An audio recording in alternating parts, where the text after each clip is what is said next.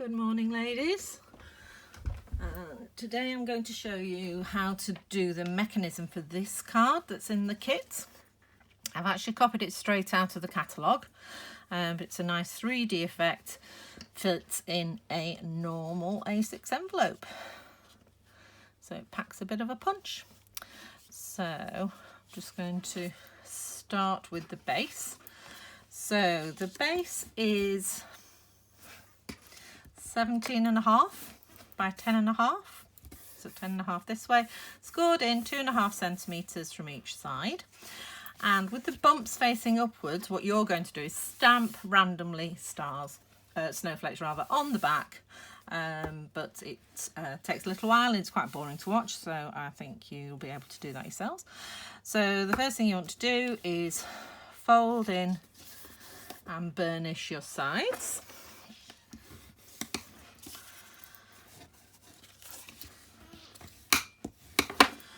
So that is your basic card. That's nice and simple. Okay, and then once you've done all your cutting out, you'll have 3 bits of paper. So this one, when it starts off, is 12.2 by 7.5, and these two are 14.5 by 5.5. On the back one, I did the die top right to bottom left. The middle one, the die is horizontal, and then for the bottom one, up at the right, down at the bottom, down at the left rather, so that when they are all piled up, you've got a selection of snowdrifts. Okay, so as I say, this one goes first and this one goes on the back here, just between the 2 fold lines on there, so I'll pop that on for you. Using wet glue because it gives you a little bit of wiggle room.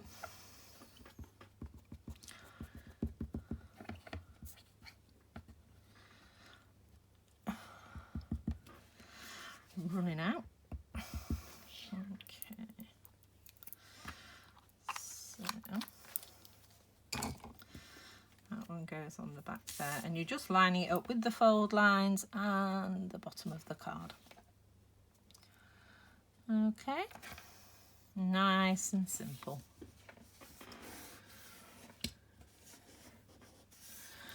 Good. So the next piece we're going to do is the middle piece, and that's the horizontal piece, and you're folding the score lines back. Now I tend to do the scoring before I do the die cutting.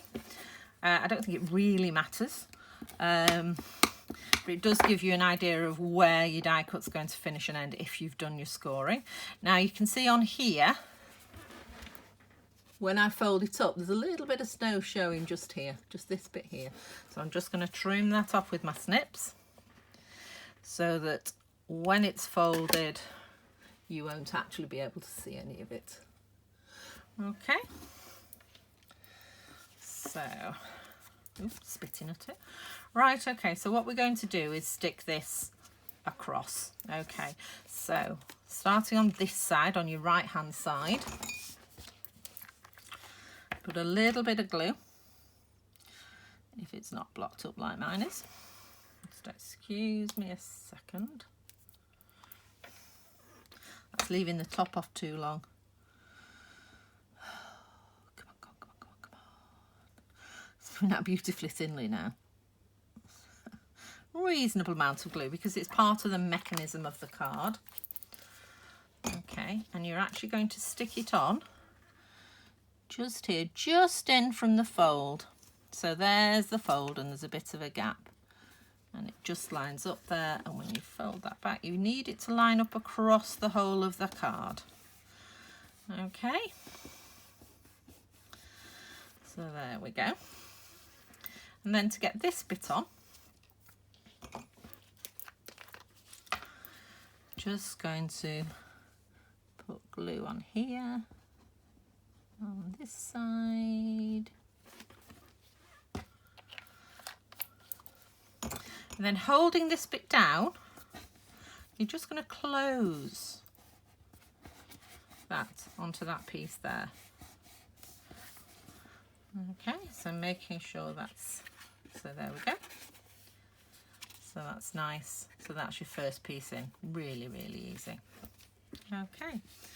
So now on the second piece, same again. So we're folding this one back, burnishing it, and as you can see, again, we've just got that little bit extra there, so I'm just going to snip that off so that you can't see it. Okay, and we'll just fold and burnish the other side, which is going down, so it's not a problem. Right, so same again. So we've got this side open. Just going to put some glue on here.